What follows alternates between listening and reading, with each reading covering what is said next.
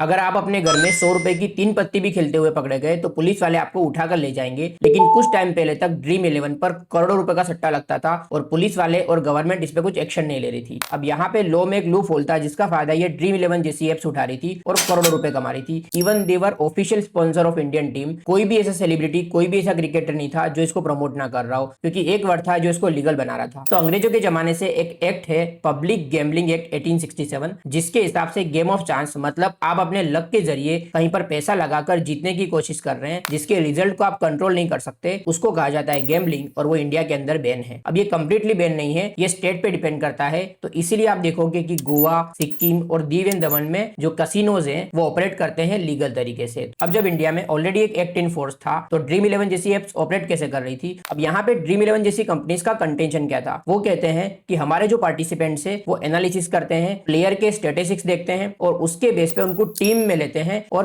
Player के real game में जो परफॉर्मेंस होते हैं उसके बेस में उनके पॉइंट बनते हैं। अगर वो टॉप पे आते हैं तो उनको इनाम मिलता है। तो यहाँ पे उन्होंने सिंपल कहा कि ये गेम ऑफ चांस नहीं है, ये गेम ऑफ स्किल है। और यही वो वर्ड था जिसकी वजह से इनका पूरा बिजनेस लीगल तरीके से चल रहा था और कोई भी सेलिब्रिटी और क्रिकेटर इसको प्रमोट करने से हिचक नहीं रहा था। अब रियलिटी में कितने लोग अपनी स्किल और एनालिसिस के बेस पर पैसा लगा रहे थे? ज्यादातर लोग अंदाजे पर पैसा लगा रहे थे। एक तरह से ये लीगल गैम्बलिंग चल रही थी क्योंकि यंगस्टर्स में ये बैड हैबिट की तरह फैल रहा था। लाखों लोग बर्बाद हो रहे थे, डेट ट्रैप में फंस रहे थे। इसीलिए सरकार इसको बैन करना चाहती थी लेकिन उनके पास कोई लीगल फ्रेमवर्क नहीं था। तो इसीलिए गवर्नमेंट ने आईटी रूल्स 2019 के अंदर कुछ अमेंडमेंट्स किए और वहां पे ऐड किया गया कि रियल मनी गेमिंग जो है वो बैन किया गया है। ये ऐप बैन नहीं हुए लेकिन रियल मनी गेमिंग बैन हो गया है। लेकिन इंडिया के अंदर इतने जुगाड़ू लोग हैं, अभी भी किसी न किसी तरीके से ये ऑनलाइन गेमलिंग चल रही होगी। अगर आपको उसका तरीका मालूम है तो कमेंट करके जरूर बताना।